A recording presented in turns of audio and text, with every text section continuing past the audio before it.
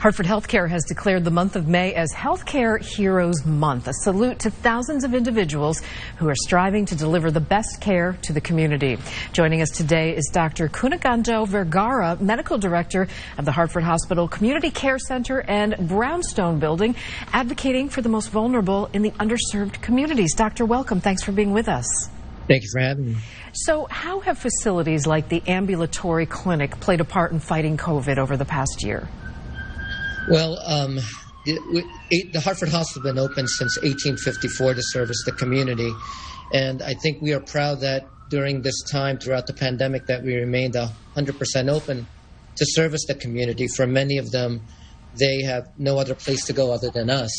And our services run the gamut from primary care, mental health, dental to even specialty care. And in that regard, I think we became pretty adroit in dealing with COVID-19 itself, and at the same time maintaining those chronic conditions, should they be ignored, will exacerbate and even overburden an already attacked system. So I think by being open, we serve the community both in dealing with COVID-19 directly for those inflicted with it, and for those with chronic conditions who we hope avoided any exacerbations. All right, talk about your biggest challenge you face in the effort to get members of the underserved community vaccinated. I think the biggest challenge still is vaccine hesitancies and people's fears in what the vaccine can do relative to the side effect profile and basically the unknown. The others, for those who do want to get vaccinated, the major challenge for many of these patients is logistics. Many do not have transportation to even get to sites where they can get vaccinated. And for many others, they actually don't even know how to enroll or schedule themselves for these vaccination sites, since many don't have access to the internet or smartphones. All right, what is your greatest pride looking back at the last year? Well, I think one of the greatest prides I have is I'm really a spokesperson for the many of the dedicated individuals that work in our clinics.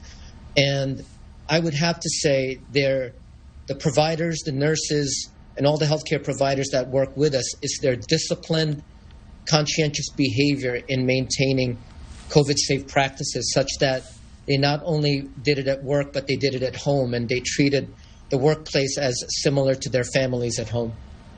All right, you talked about vaccine hesitancy. So much talk about hesitancy, access.